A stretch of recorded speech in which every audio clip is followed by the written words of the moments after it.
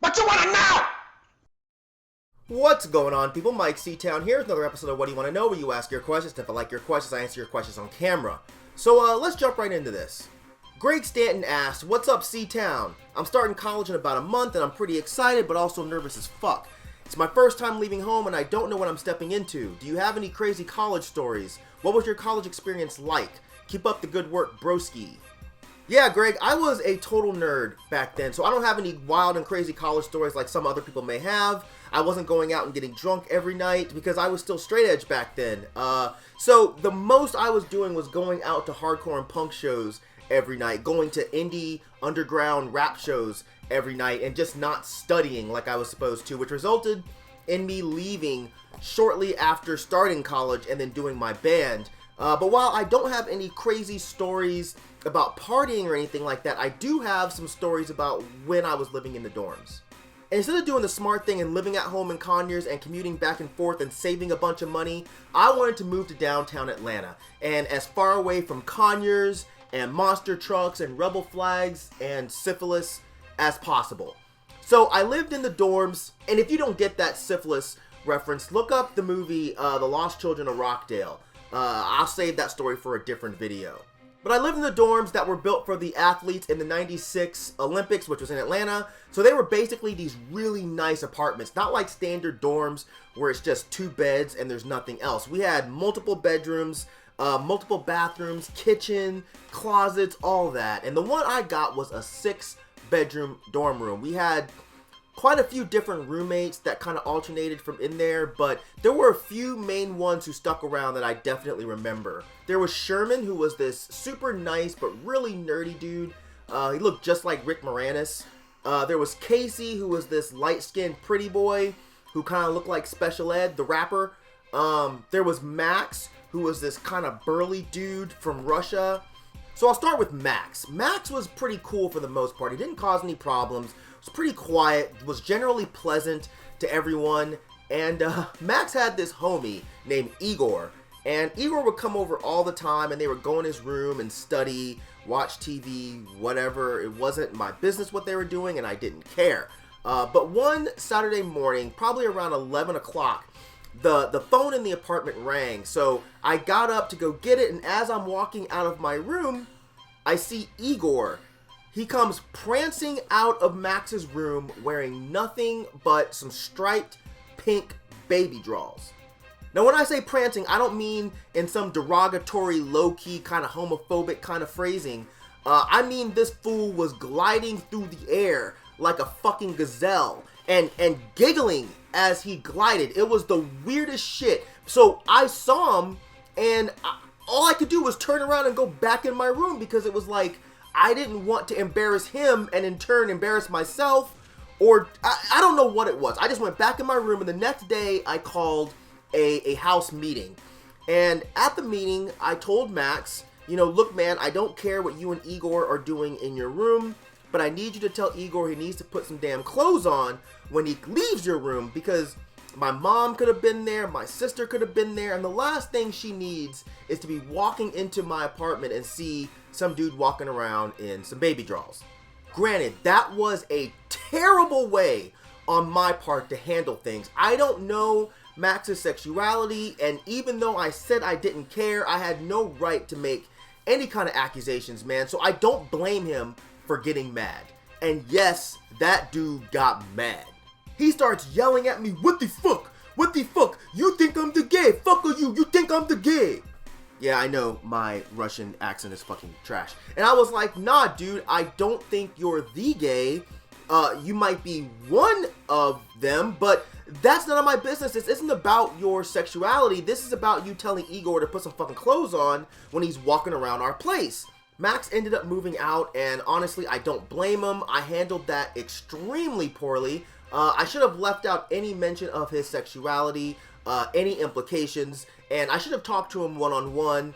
Like I said, I don't know his background. I don't know what he'd been through. I should have been more sensitive, but I was fucking 17 years old, man. I didn't know any better. So that was definitely a learning experience on how to handle people. Still, I stand by the fact that Igor should have put some motherfucking clothes on when he was walking around our apartment, though. Especially at 11 o'clock in the fucking morning. Now to Casey. Casey was this cool, quiet ladies man. Never caused any problems with anybody. But he had this friend, Trey. And Trey was this gangsta ass brother that would come over. He was pretty cool. We talked about rap music and shit like that. But one day I came home and Casey's girlfriend was scrubbing the couch. And I'm like, what happened to the couch? And she wouldn't tell me. She's like, you need to ask Casey. So the next time I saw Casey, he was with one of his homeboys. And I was like, yo, what happened to the couch? His friend just starts chiming in. And he's like, yeah, apparently Trey pisses in his sleep. So when he fell asleep on the couch, he just sprayed all over that shit. And at this time, I come to find out that not only has he pissed on the couch, he's pissed on 2 of the kitchen chairs, and he's pissed on the floor.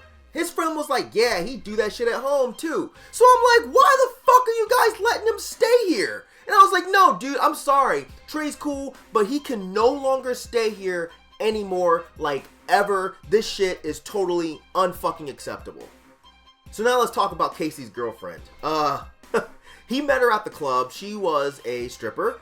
And from what I understand, he pulled a Drake move and got a couple lap dances from her and told her she was too good for this. You know, on some, girl, you too beautiful to be letting these men throw their dollar bills at you. They should be throwing their hearts at you, girl. Your life is worth so much more than this stage, girl. Come with me. And he convinced her to leave the strip club.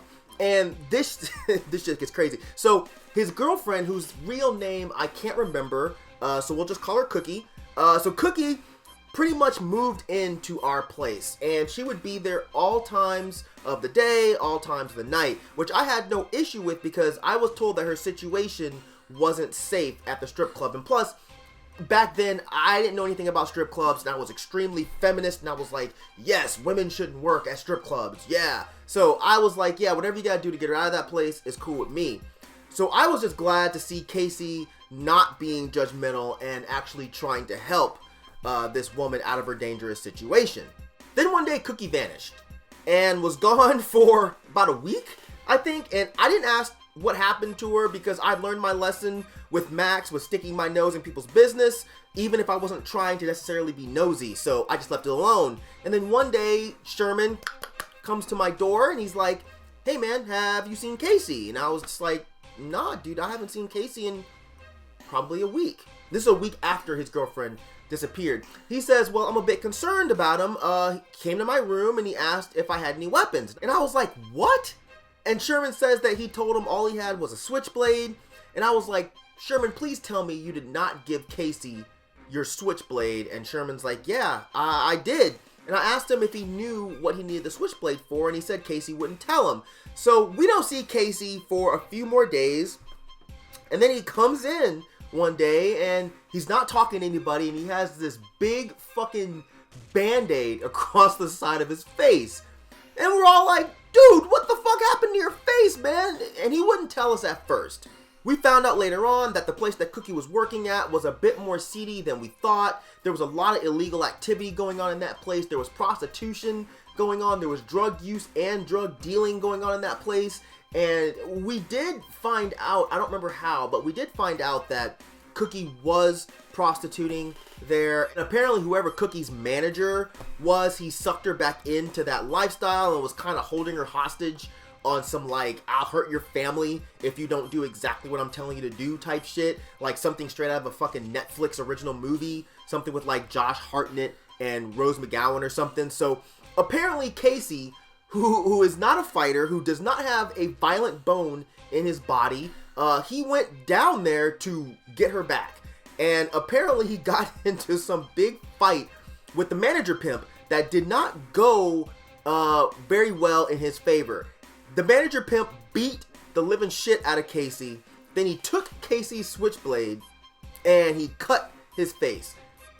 Yeah, so Cookie came back about a month later, but very shortly after that, I left school to go be a rock star, so I don't know how that relationship turned out. She probably got kidnapped again, and Casey and Sherman went on some fucking rescue mission, like at the end of I'm Gonna Get You Sucker, or on some like Monster Squad type shit. But yeah, those are the main stories that I can remember from college. If you guys have any great, funny, crazy, fucked up, whatever stories, make sure you drop some comments in the comment section down there. If you have any questions that you'd like me to answer, make sure you send those to ctownwdywk@gmail.com. And that's it. As usual, thank you for living, thank you for loving, thank you for being you.